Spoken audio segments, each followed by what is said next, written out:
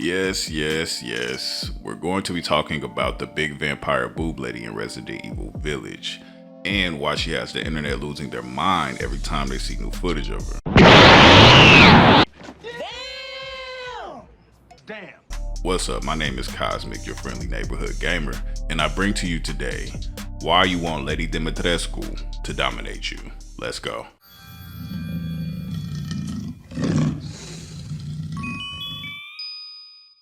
For purposes of keeping the flow going, I'm going to call her Mrs. Demi because Lady Dimitrescu is very hard on my Midwestern accent. And feel free to pause the video and take in the memes, cosplay, and fan art I found all over the internet. With that out the way, let's talk. So if you've clicked this video, you're either curious about who the big vampire boob lady is, or you've seen how many people go nuts with memes and pictures and fantasies of this character online. I literally cannot even show you most of the Twitter threads and fan art I've seen on Mrs. Demi because they completely go against YT guidelines, but it made me notice that I haven't really seen such a widespread reaction to a video game character in such a sexual way ever. And that says a lot considering there's no shortage of voluptuous women in the gaming world. Particle physics did not have a very strong start. Animators were often limited by hardware to only animate. But not only has she put a sexual spark in females, males, and anything in between, she's also caused a lot of males in particular to want to be dominated by her. And the proof of this is endless. Care about it, baby. I'll figure it out when I play. Yeah! Damn it. Yeah! Which is really weird considering we're still recovering from a hypermasculine world where the man must be the dominator at all times. So I actually started to do some research on what this cultural phenomenon might be about.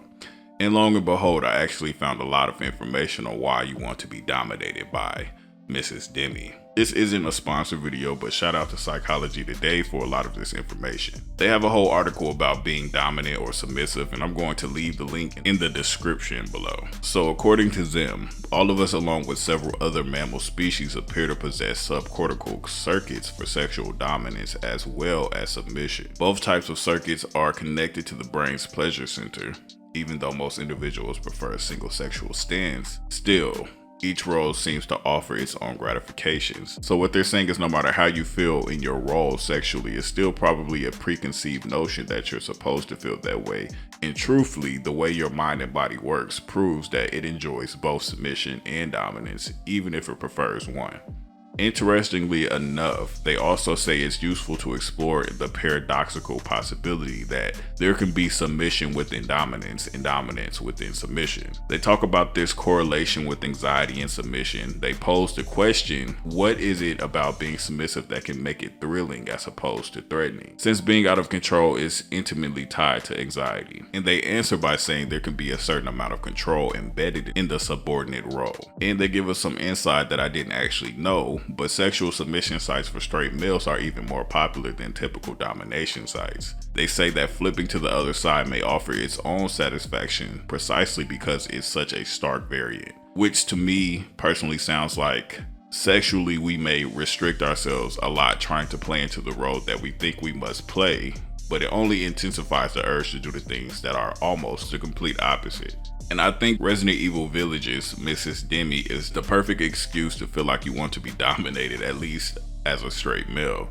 Mentally, it has to be hard to see yourself making her submit because she's huge and powerful. So if you're sexually attracted to her, you almost have no choice other than to be dominated by her instead. Because trying to be the dom or whatever other fantasies everybody might have going on probably has diminishing returns in correlation to her stature and power.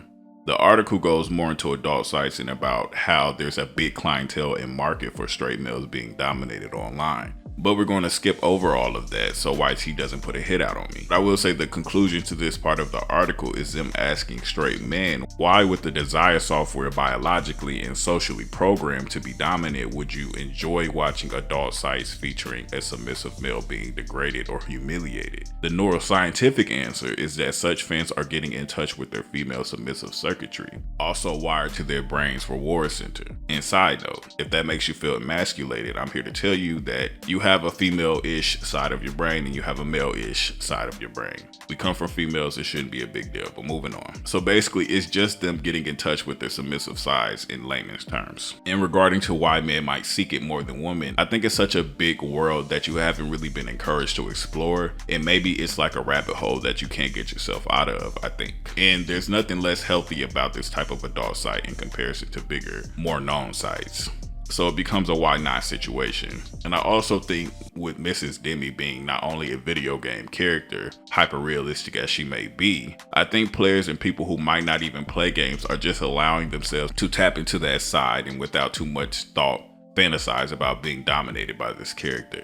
And they dig a little deeper with them saying that nurturing the recessive part of their relational beings, they're talking about the more submissive side, may at times offer them satisfactions unavailable through enacting their primary circuitry. Add to this likelihood that men in particular may eventually tire of regularly having to be in control, then it's fairly easy to see why many males will find tantalizing ideas of practicing a new form of control through fantasizing, ironically, the novel pleasures of totally relinquishing that very control. So it's very duality based, and irony loves duality. Well, it's what I've noticed in my life, and it just kind of fits in with life. Even though a lot of us guys are hardwired not only genetically but spiritually and socially to be the dominant male, the more successful you are at that, the more wider the door for you to relinquish that dominance and control opens.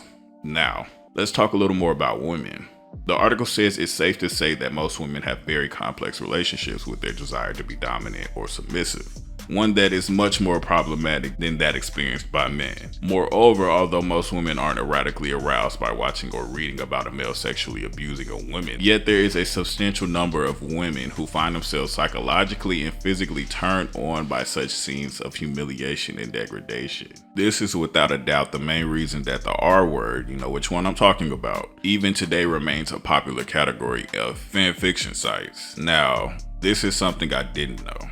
I heard some guys say that girls deep down want to be basically humiliated sexually. I'll say it like that. But it was always off-brand because the guy who usually says this out loud likes dominating and humiliating women themselves. And a lot tend to be the R-ist word, if you catch my drift. But I didn't know this held some type of truth to it.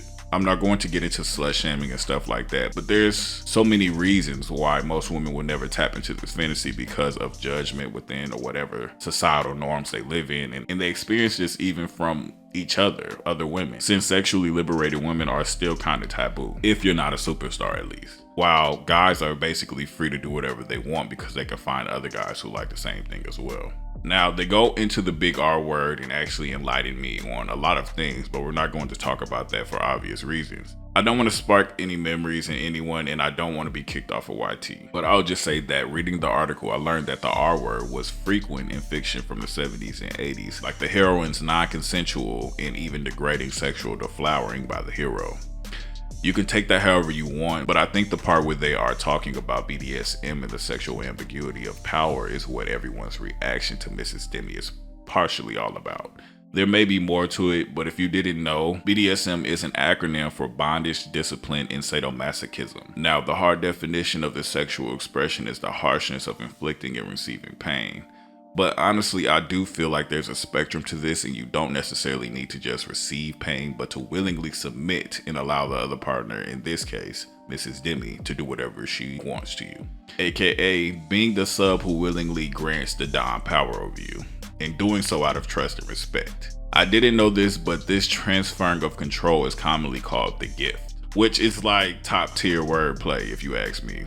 And the gift itself is an agreed upon power exchange, which sounds very intense. But the most interesting part is that there is a psychological relief that many alpha males in socially dominant positions experience in identifying with submissive roles. Fantasizing themselves as liberated from all the responsibilities that go with functioning in dominant professional roles offers respite from always having to be in control. And of course, because they get to choose the fantasy material that most turns them on, they haven't really given up control in such a way that might produce anxiety. So this type of behavior is actually the opposite of anxiety. I would go so far as to say anxiety proof, but it's also giving you all the things that anxiety gives you, like thrills and anticipation, I guess. And that actually plays into the fact that that often in the media, when we see any form of BDSM in movies and shows or whatever, it's usually some rich white guy who has a lot of power seeking to be dominated. Say it loud. Like I'm proud. Yeah. Say it loud. I'm black and I'm proud. One more time for Rodney King. Say it loud. I'm black and I'm proud. So psychologically, it's almost like as if what you do kind of leads you to what you want sexually. And it seems to be the opposite from your daily grind when the feeling is strong. And to me, this correlates with mostly male gamers. I think there's a lot of things that can lead you to playing games, but I do know that when I was growing up, it wasn't cool to be a nerd and to be heavily into games past just playing sports inspired games. And to be into comics and everything, you know, that comes in the creative nerd world. And through that experience, I repressed a lot of different facets of my personality, basically relinquishing control of what I consume for what my friends wanted to do very often, almost 90% of the time. Now, as an adult, I think a lot of males may have become gamers to kind of get some type of control in their life while enjoying the creative outlets that they naturally liked. It might not be solely because of that, but life is very gray, and there's so many things you can participate in where you kind of have to be submissive in it, and sometimes you have no choice but to participate, like school and whatever other social places you might have to be. But games were the only assets where you not only have freedom, but you have complete control. Nowadays, that has changed drastically, and I think now you can be unapologetically into games. But the more you play, the more you will always be in the seat of control. The perfect circumstances for someone like Lady Dimitrescu to come and make you simp and submit to her will. She's the perfect catalyst for you to want to not be in control. I also think there's some stepmother fetishization. I also think there's some stepmother fetishization, fetishizes. You know what I mean. Stepmother fetishes going on with some of you guys, but I'm not going to get into that. And don't worry, you're not weird. Another article from Psychology Today actually says that there is nothing inherently mentally unhealthy about mutually consensual BDSM activities. A national survey of Australian adults, for instance, found that those who participated in BDSM were no more likely than others to have experienced sexual abuse or to be unhappy or anxious. A Dutch study found that BDSM practitioners show greater subjective well-being than a control group. To conclude, this is a healthy sexual expression. Now that's my theory. A game theory. Nah, but my actual theory is that mentally putting yourself in a position that is recessive to your norms when it comes to being a dom or a sub actually gives you the tools to allow yourself to be submissive throughout life. You don't have to go through life trying to be the dominant and in control all the time, and that still applies when it comes to being a heavy or even a casual gamer. Get you someone like Lady Dimitrescu to help you out with that. But that's all I have to say. This was a very enlightening video. I'm actually glad I did it. I hope you got something from this. I recommend telling anybody who's actually into Lady Dimitrescu, or Mrs. Demi as I like to call her, to watch this video. And I want to thank the few subscribers I have for tuning in and liking my videos. A couple of clicks can go a long way, and I will always appreciate your support. And if you didn't know, I'm Cosmic, aka the Cosmic Anomaly. Thanks for your time. You've been great, and stay creative. Peace.